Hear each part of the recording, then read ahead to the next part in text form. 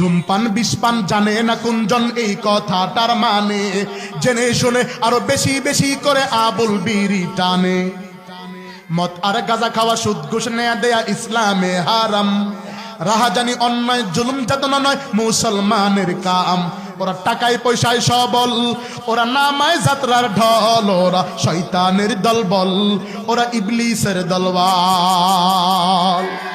মাথাতে লাল চুল, কানেতে পরে দুল, গলেতে স্বর্ণের চেন। গলায় কি দেয়? চেইনও দেয়, আছে না নাই? এই জন্য বলি মাথাতে লাল চুল, কানেতে পরে দুল, গলেতে স্বর্ণের চেন।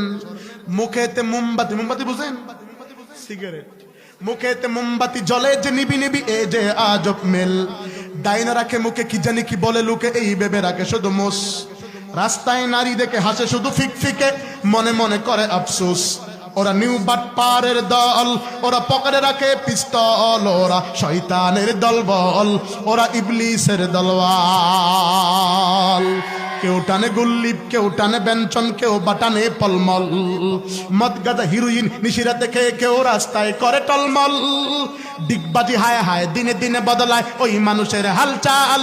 ওরা শয়তানের দলবল, ওরা ইবলিসের দলওয়াল। ভাইরে ভাই, হুজুর যে গজলটা শুনাইলে শুনে আমি তো অবাক হয়ে গেলাম যে এত সত্য একটা কথা দিয়া, মানে সবগুলা কথাই সত্য এই গজলের মধ্যে তুলে ধরা হয়েছে। মানে আজকালের যুবক যারা আছে ভাই, ইয়ং জেনারেশন যাদেরকে বলা হয়, এদের মধ্যে থেকে প্রায় বেশিরভাগ দেখা যায় আজকাল মোটামুটি তার জীবন হলো শুধুমাত্র একটা মোবাইল, সিগারেট আর বিড়ি সিড়ি, এগুলা যদি পায় সে মোটামুটি তার জীবন ধন্য বলে মনে করে। সে যদি মোবাইলের মধ্যে রিচার্জটা মেরে আর তিমুকিতে বসে মোবাইলে রাস্তার পাশে বসে মোবাইলটা ইউজ করতে পারে, তার জীবনটা এখানেই শেষ। সে দুনিয়াতে আসছেই মানে এই মোবাইলের জন্য, বিড়ি সিগারেট এগুলার জন্য। মোটামুটি তার এই যে চলা আচরণ দেখে বোঝা যায়। তো এই হুজুরের মানে গজলটা শুনে আমার কাছে অত্যন্ত ভালো লাগছে। হুজুরের কথাগুলা মানে বিরাট সুন্দর এবং সত্য।